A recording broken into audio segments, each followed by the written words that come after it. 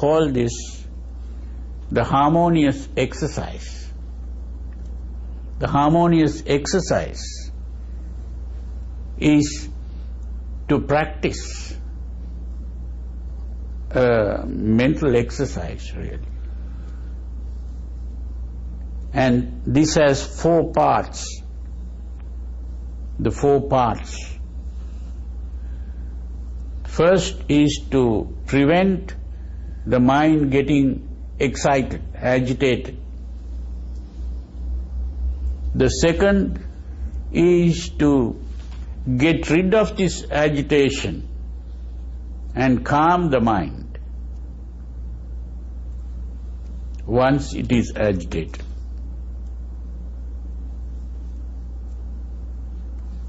And the third is to focus our attention in the proper way so that the attention is focused on our goal of calm, tranquility. And the fourth part is to maintain, preserve this focus. That's how we calm the mind. When we talk about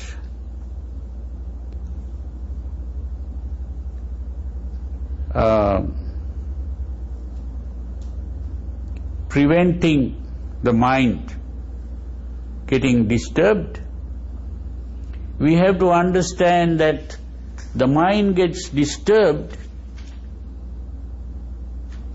due to the reaction to stimulation. That means when we see something, if we react to it, the mind is disturbed. We may be seeing something pleasant, and if we begin to think, oh, how beautiful this is, and begin to get excited emotionally, that is a disturbance. Or if you see something unpleasant and react to that, again that is a disturbance. So, if we can stop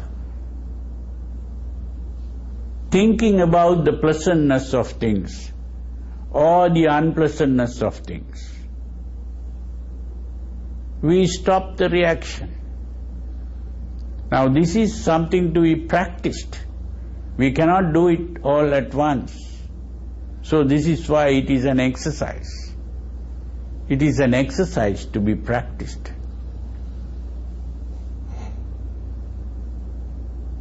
So it is only by practicing this exercise that we become really efficient in it. Because normally when we see something pleasant, we begin to automatically think how beautiful it is. Or if we hear some music and we think about that, then again we begin to think how pleasant it is. Or we smell something pleasant, again we think about it. Or we taste something pleasant, again we think about the pleasantness. Or we touch something pleasant, we think about the pleasantness. So if we keep on thinking about the pleasantness, more desires come up.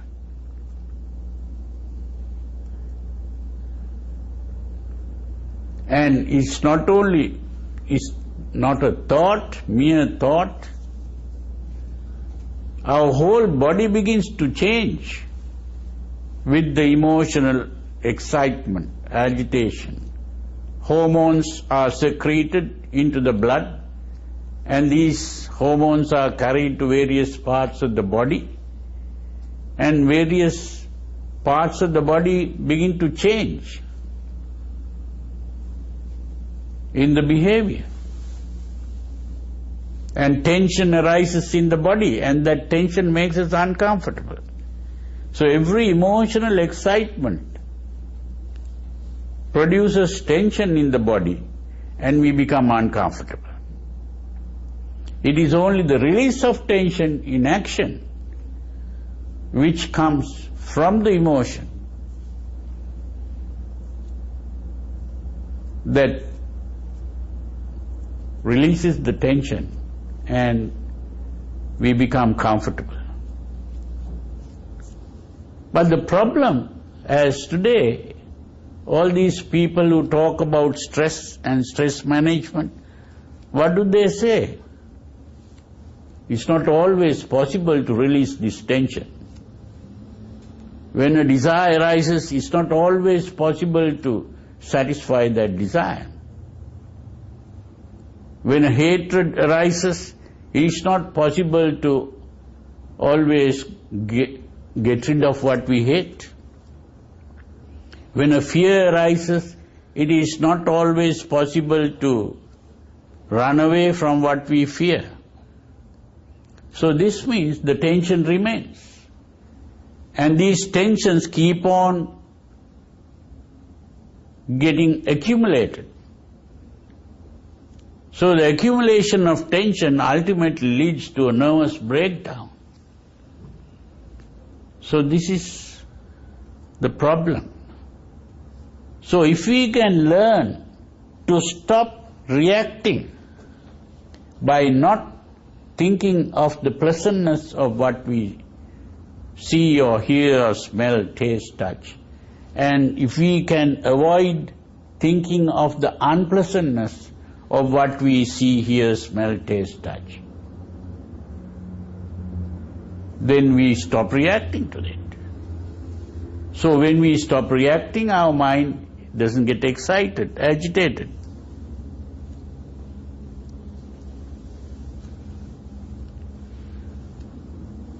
So the next step is, if by any chance the mind gets agitated, we should be able to get rid of it. How do we do that? Whenever the mind is agitated, we can see there is a mental image in the mind. Even if it is not coming from an immediate experience, it's coming from a memory. We think of something that happened in the past, and the moment we think of that, our mind gets disturbed. So, if we can learn to take our mind away from this memory, the moment the memory comes to our mind, we stop thinking about it. We change our image.